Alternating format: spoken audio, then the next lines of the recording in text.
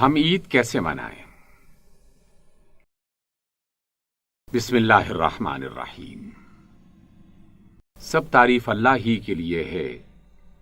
جو سب جہانوں کا رب ہے، اور درود و سلام نبی اکرم صلی اللہ علیہ وسلم کی ذات گرامی پر، آپ کی آل اولاد پر،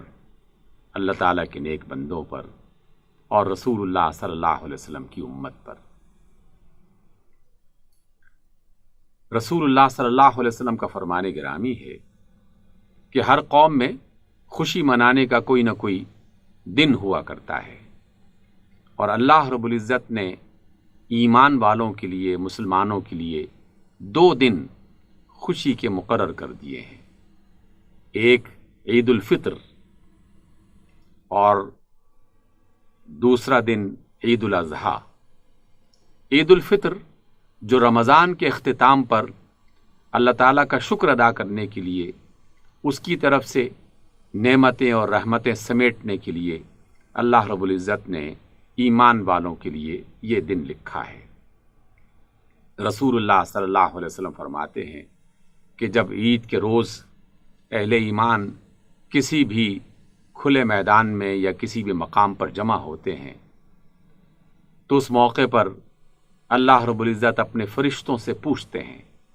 کہ یہ لوگ کیوں جمع ہوئے ہیں۔ اللہ کے فرشتے بتاتے ہیں، حالانکہ اللہ تعالیٰ کو یہ سب خبر ہے، وہ علیم و خبیر ہستی ہے، لیکن یہ انسانوں کو سمجھانے کا ایک انداز ہے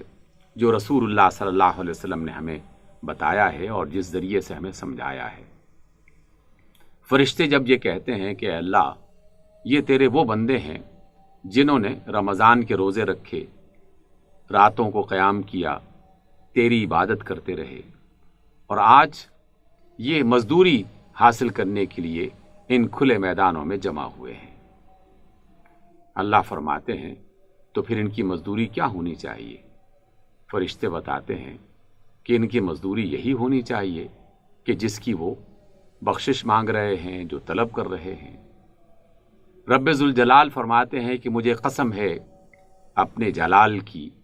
مجھے قسم ہے اپنی عزت کی، مجھے قسم ہے اپنے بلند مقام کی، اے فرشتوں گواہ رہنا کہ میں نے ان کو معاف کر دیا، ان کی بخشش کا فیصلہ کر دیا۔ اللہ تعالیٰ کی بڑی عنایات میں سے ایک عنایت اس کی طرف سے بخشش کا مل جانا اور معاف کر دینا ہے، اور عید کے دن یہ باقاعدہ اللہ تعالیٰ کی طرف سے اعلان کیا جاتا ہے ان افراد کے لیے کہ جنہوں نے روزے کی اس عبادت کو مکمل کیا۔ دیکھیے، اہل ایمان کے لیے جو خوشی کا دن متعین کیا گیا، یہ یقیناً ناچ گانے کا دن نہیں ہے، بلکہ اس کی بنیاد عبادت کو رکھا گیا ہے کہ جس شخص نے اللہ کو راضی کرنے کے لیے عبادت کی، اچھے کام کیے، اس کا اچھا کام کرنا، اس کی عبادت کرنا، یہ بذات خود اس کے لیے انتہائی مسرت کا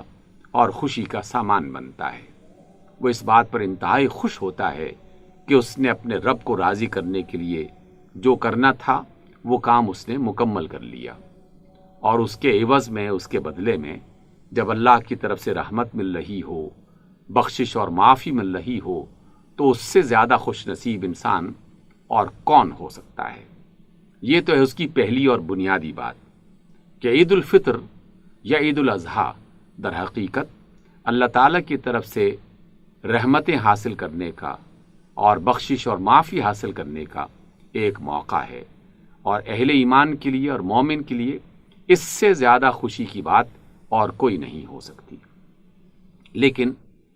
چونکہ ہم انسان اس دنیا میں مادی جسم رکھتے ہیں، مادی ضرورتیں رکھتے ہیں، ہمارا دل مختلف چیزوں کی خواہش کرتا ہے، ہمارا دل مختلف چیزوں کی تمنا کرتا ہے، اس لیے اللہ رب العزت نے اس دن میں خوشیاں منانے کے لیے اور خوش ہونے کے لیے کچھ مزید تعلیمات بھی اپنے رسول صلی اللہ علیہ وسلم کے ذریعے سے ہمیں عطا فرمائی ہیں۔ اس لیے نماز عید کے آداب میں سے یہ سکھایا گیا کہ جب بھی یہ دن آئے تو رسول اللہ صلی اللہ علیہ وسلم کی سنت پر عمل کرتے ہوئے باقاعدہ غسل کیا جائے، غسل کرنے کے بعد جو لباس آپ کے گھر میں آپ کے پاس موجود ہے اس میں سے زیادہ صاف ستھرا لباس اس کا انتخاب کیا جائے اور وہ زیب تن کر کے خوشبو اگر میسر ہے تو اس کو استعمال کیا جائے، اور پھر جو اصل کام ہے اس غسل کرنے کے بعد اور لباس ادا کرنے کے بعد وہ ہے اللہ تعالیٰ کی بڑائی بیان کرنا، یعنی وہ تکبیرات ادا کرنا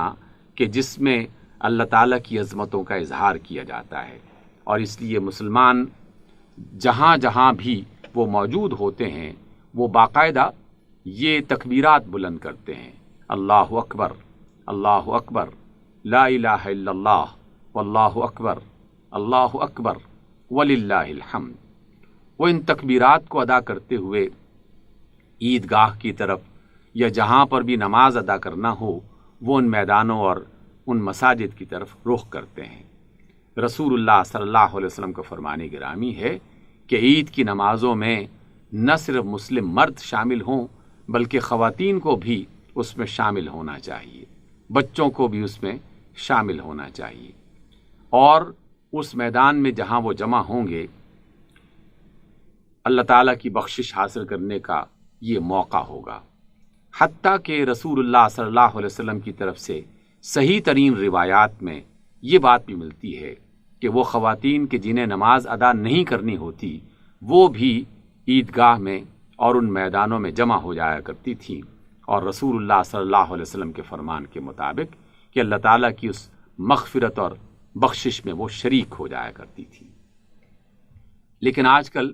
جن حالات سے ہم گزر رہے ہیں یقیناً یہ عام حالات سے بہت مختلف ہیں۔ کرونا کی شکل میں جس آفت میں پوری دنیا مبتلا ہے ہم بھی اس میں مبتلا ہیں، تو جہاں اللہ تعالیٰ کی رحمتیں سمیٹنے کا ہمیں حکم دیا گیا، جہاں ان عبادات کو کرنے کا حکم دیا گیا، وہاں پر احتیاطی تدبیریں اختیار کرتے ہوئے اپنی جان کو محفوظ رکھنے کی تعلیم بھی اللہ کی طرف سے اور اس کے رسول صلی اللہ علیہ وسلم کی طرف سے ملتی ہے۔ اس لیے جن مساجد میں اور جن میدانوں میں نماز عید کا اہتمام کیا جائے تو عام افراد کو بھی بلکہ ہر فرد کو خود سے یہ اہتمام کرنا چاہیے کہ وہ اپنے گھر سے اپنی جائے نماز خود لے کے جائے، اور وہاں جو نماز ادا کرنے کے لیے وہ اپنی جائے نماز بچھائے تو پھر افراد کے درمیان میں فاصلہ رکھا جائے، اور فاصلہ رکھتے ہوئے جو نماز ادا کی جائے تو اس کے بعد پھر ایک دوسرے سے معانقہ کرنے یا گلے ملنے اور مصافحہ کرنے سے گریز کیا جائے۔ اصل جو عبادت ہے وہ عبادت ہے اللہ تعالیٰ کی تکبیرات بلند کرنا اور پھر نماز عید ادا کرنے کے لیے کسی مقام پر پہنچنا۔ اگر آپ نے یہ عبادت کر لی ہے تو پھر مصافحہ نہ بھی کیا جائے، معانقہ نہ بھی کیا جائے، گلے نہ بھی ملا جائے تو تب بھی آپ کی نہ صرف عبادت پوری ہو جاتی ہے بلکہ جو اصل مقصد ہے وہ بھی مکمل ہو جاتا ہے۔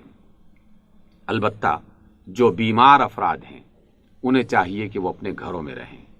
اسی طریقے سے جو انتہائی ضعیف اور کمزور لوگ ہیں انہیں بھی چاہیے کہ وہ اپنے گھروں میں وہ نوافل کا اہتمام کر سکتے ہیں، اللہ تعالیٰ کی تکبیرات ان کا اہتمام کر سکتے ہیں، اس لیے انہیں اپنے گھروں میں رہ کر اس عبادت کا اہتمام کرنا چاہیے۔ البتہ جو صحت مند افراد ہیں وہ پوری احتیاط برتتے ہوئے وہ ان کاموں کو کر سکتے ہیں، جیسے ہمارے دیگر ادارے اور ان میں کام کرنے والے لوگ اپنی اپنی ذمہ داریاں ادا کر رہے ہیں اور احتیاطی تدبیریں بھی وہ پورے طور پر اختیار کیے ہوئے ہیں۔ ہماری فوج کے جوان، ہماری پولیس کے افراد، ہمارے ہاسپٹلز میں کام کرنے والے لوگ اور اس طرح دیگر اداروں میں جو لوگ لازمی کام ہیں وہ انجام دے رہے ہیں، لیکن احتیاطی تدبیر اس کو بھی انہوں نے نظر انداز نہیں کیا۔ تو عید الفطر یقیناً خوشی کا مقام ہے،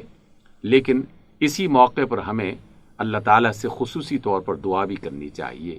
کہ اللہ ہمیں اس آفت اور اس مصیبت سے محفوظ فرمائے، اور اس میں جو لوگ بھی شرپسندی اختیار کر رہے ہیں یا جو لوگ بھی اس میں ملوث ہو رہے ہیں اس بیماری کو بنانے میں یا اس کو بڑھانے میں جو لوگ اپنا کردار ادا کر رہے ہیں، اللہ ہمیں ان کے فتنوں سے محفوظ رکھے اور ہمیں ایک اچھی خوشگوار زندگی بسر کرنے کی توفیق عطا فرمائے۔ سامعین گرامی اور ناظرین محترم، مصیبتیں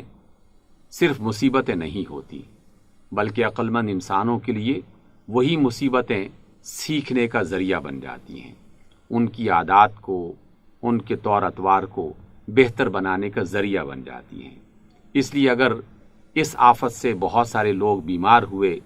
بہت سارے لوگ لقمہ اجل بن گئے، تو اسی آفت سے ہمیں کم از کم صاف ستھرا رہنے کی عادت اختیار کر لینی چاہیے، پاکیزہ زندگی بسر کرنے کی عادت اختیار کر لینی چاہیے، ایک منظم طریقے سے اور باضابطہ زندگی بسر کرنے کی عادت اختیار کر لینی چاہیے۔ راستوں پہ کیسے چلنا ہے، مختلف مقامات پر کیسے بیٹھنا ہے، دکانوں میں کیسے داخل ہونا ہے، دفتروں میں کیسے جانا ہے، کیو کیسے بنانی ہے، قطاریں کیسے بنانی ہیں، فاصلہ رکھتے ہوئے اپنی زندگی کے مختلف کام کیسے سر انجام دینے ہیں، اپنے فرائض کیسے پورے ادا کرنے ہیں۔ یہ وہ سلیقہ ہے کہ جنہیں ہم لازماً سیکھیں اور اسے اپنی عادت بنائیں اور اپنے کردار کا حصہ بنا لیں۔ یہ آفت جہاں آفت ہے، وہاں ہمارے لیے زندگی کو بہتر بنانے کا ذریعہ بھی بن سکتی ہے، بشرطے کہ ہم اس کا ارادہ کریں۔ آئیے نہ صرف ارادہ کریں بلکہ اپنی زندگی کو اچھی بنانے کے لیے اور دوسروں کے لیے سہولت پیدا کرنے کا ذریعہ اپنے آپ کو بنائیں، ایک منظم، صاف ستھری، پاکیزہ، ایک دوسرے کا خیال رکھنے والی زندگی اپنائیں۔ اللہ تعالی ہمیں ان آفات سے محفوظ رکھے، اپنی رحمتوں سے نوازے، اپنی برکتوں سے ہمکنار کرے، ہماری خطاؤں سے درگزر فرمائے، ہماری غلطیوں کو معاف فرمائے، اور روزے کی شکل میں، نوافل کی شکل میں، نمازوں کی صورت میں، تسبیحات اور تلاوت قرآن مجید کی شکل میں جو عبادات بھی ہم نے کی ہیں، ان عبادات کو اپنی بارگاہ میں قبول فرمائے۔ آمین۔